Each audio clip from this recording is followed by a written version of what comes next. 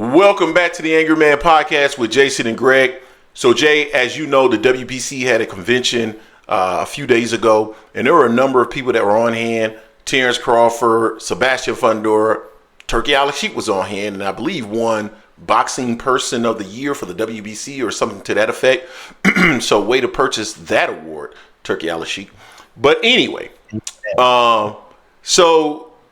they got an opportunity, some interviewers got an opportunity to catch up with Sebastian Fundora, and he made an interesting statement or comment in regards to Errol Spence. Now, you and I talked about this probably about 2 or 3 weeks ago. We know that the WBO has not ranked Errol Spence in the top 15. We went through the WBO rules, one of which was if you rank somebody, they have about 12 months to face, if I'm not mistaken, 12 months to actually fight and 18 months to fight someone that's considered like a top 15 opponent or something to that effect. Go back and watch that video. I don't remember exactly what the rules were. But at the end of the day, in the latest iteration or installment of the WBO rankings, Errol Spence is not in those rankings. So you had to wonder whether or not the WBO said, we're not going to make it happen because Errol Spence has not been active enough to fight for our title. So that was the assumption. And so started to wonder whether or not that fight could possibly be dead in the water. And then not too long ago, maybe a week after that or so, we saw Errol Spence take to his social media account, his ex account, and state that he hadn't heard anything in weeks or months, right? And so what does that mean? It felt like it meant that he hadn't heard anything in regards to that particular fight. As a matter of fact, I think someone asked him about that fight, and that was the reason why he was responding, if I remember correctly, Jay. But correct. Do the research and let me know. Yeah, so he had to wonder whether or not this fight was dead in the water. Well, Sebastian Fundora gave us an update here as a part of an interview that he did a couple of days ago. And so I want to play that clip because it had me wondering, Jay, where is he going? So let me play it real quick. And this will be a short one because he's just talking a little bit about the Errol Spence situation. Sebastian, in terms of yourself then, Errol Spence Jr., is that the name that you're targeting? Is that what you're hearing? That should be next. How does you and Errol Spence Jr. go? I think it's going to be a good fight. Lots of action. Throws a lot of punches. I throw a lot of punches. He's a come forward fighter. I consider myself that as well. It'll be good for the Mexican fans in America. Yeah, it'd be a firefight. Do you think Errol Spence is still the same fighter he once was? I don't know. That's a question you probably have to ask himself. He's been in certain problems or in different ordeals with his life, inside and outside of the ring. But again, that's for him to consider and to work on. I just wish he comes in healthy for the fight and leaves healthy. Especially. So, he said that should be next. Now, this was just 3 days ago. And we know that the WBO rankings came out a few weeks ago. And we know that Errol Spence petitioned the WBO. And we know that Errol Spence made his statement several weeks ago. So what is Sebastian telling us? I mean, sounds like to me he's going to go down the WBC and Errol Spence route regardless. And he's going to cast aside maybe the WBO and that WBO strap and or the opportunity to eventually fight Terence Crawford. He did mention before that Terence Crawford, went his route and what have you. That's what it feels like to me, Jay. What are your thoughts on that? It's like he's calling the WBO bluff.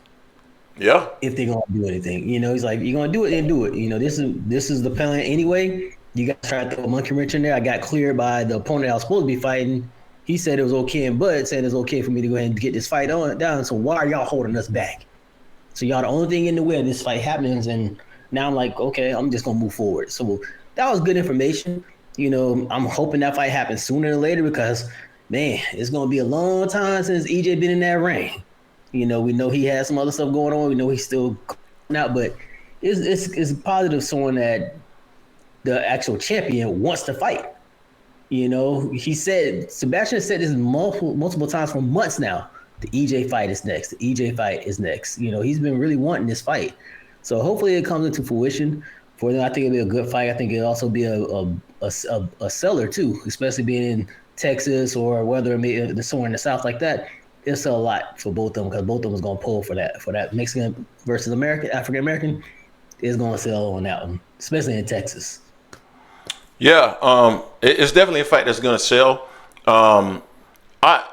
It feels like to me Sebastian Fundora has been someone who has been seeking that Errol Spence fight for quite some time.